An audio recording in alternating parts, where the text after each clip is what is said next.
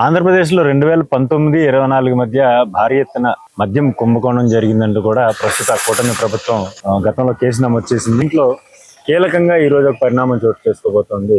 అదే ఎంపీ మిథున్ రెడ్డి గారు సిట్ ముందు హాజరవుతా ఉన్నారు. ఎందుకంటే ఆయన గతంలో సుప్రీంకోర్టులో కూడా ఆయన ఒక ముందస్తు బెయిల్ కోసం అప్పీల్ చేయడం జరిగింది. ఆ సుప్రీంకోర్టు కూడా తాజాగా దాన్ని పూర్తిగా డిస్మిస్ చేయడంతో ఆయన సిట్ ముందు హాజరు కావడం అనేది పరిస్థితి అనివార్యమైంది. దీంతో సిట్ ముందు హాజరైతే మిథున్ రెడ్డి గారిని అరెస్ట్ చేస్తారంటూ కూడా పెద్ద ఎత్తున ప్రచారం జరుగుతుంది. ఈ కేసులో సబ్జెక్టు కరెక్షన్ ఆయన A3 గాను A4 గాను ఆయన్ని సిట్ అధికారులు చేర్చారు. దీంతో ఆయన అరెస్ట్ అనివార్యం అవుతుంది. ఈ రోజు సిట్ ముందు హాజరయ్యేందుకు ఆయన ఢిల్లీ నుంచి కూడా బయలుదేరారని కూడా వార్తలు వస్తూ ఉన్నాయి. ఈ నేపథ్యంలోనే ఒకవేళ మిథున్ రెడ్డి గారు అరెస్ట్ అయితే నెక్స్ట్ ఏం జరుగుతుంది అనేది తాజాగా రాజకీయ వర్గాల్లో చర్చనీయాంశంగా మారింది. ఎందుకంటే ఇక్కడ ఫస్ట్ నుంచి కూడా ఒకటే చర్చ జరుగుతోంది. దాదాపుగా 3,200 కోట్లు అవినీతి జరిగింది, కుంభకోణం జరిగింది అనేది సిట్ ఆరోపిస్తూ ఉంది. అందుకు అనుగుణంగానే ఛార్జ్ షీట్ వేసిన పరిస్థితి. దీంతో అంతిమ లబ్ధిదారు ఎవరనే దాని మీద ఫస్ట్ నుంచి చర్చ జరుగుతూ ఉంది. మరోవైపు ఈ కేసులో ఇప్పటికే కీలకంగా అనేక సాక్ష్యాలను అనేక డాక్యుమెంట్స్ని ఇప్పటికే వెలికి తీశారు.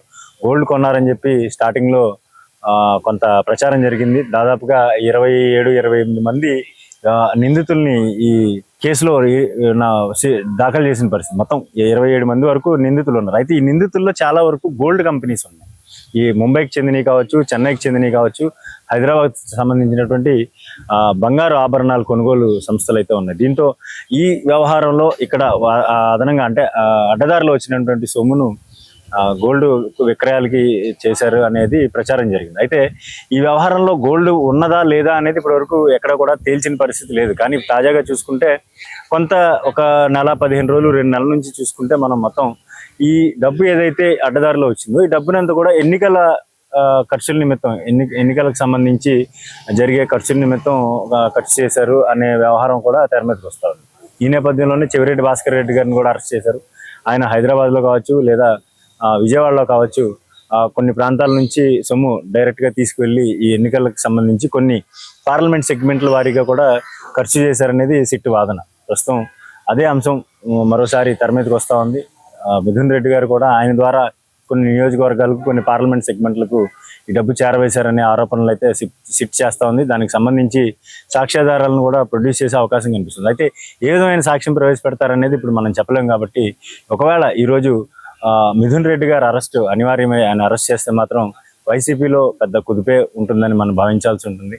ఒక పెద్ద వికెట్ వైసీపీ నుంచి ఈరోజు పడినట్టే మనం భావించాల్సి ఉంటుంది. అయితే దీని మీద భవిష్యత్ కార్యాచరణ ఏ విధంగా ఉండబోతుంది? ఎందుకంటే పక్కాగా సాక్షి ఉంటే తప్ప అరెస్ట్ చేయడం లేదంటే కేసుకు సంబంధించినటువంటి పురోగతి ఉండే అవకాశం లేదు. కాబట్టి సిట్ ఏ విధమైన సాక్ష్యాలను ప్రవేశపెడుతుంది, దీనికి సంబంధించి కేసు ముందుకు ఎలా వెళ్తుంది అనేది ఆసక్తిగా మారింది. ఎందుకంటే ఈ వ్యవహారంలో ముందు నుంచి కూడా రకరకాల ఆరోపణలు, అంటే సిట్ అయితే ఎక్కడ దీని మీద స్పష్టంగా చెప్పకపోయినప్పటికీ కూడా బయట రకరకాల వ్యవహారాలు, గోల్డ్ కొన్నారు, ఈ డబ్బుతో భారీ ఎత్తున గోల్డ్ పలానా చోట నిల్వ చేశారు, పలానా చోట రూముల్లో నిల్వ చేశారంటూ ప్రచారం చేశారు. తర్వాత ఇప్పుడు ఎన్నికల ఖర్చులు అంటున్నారు.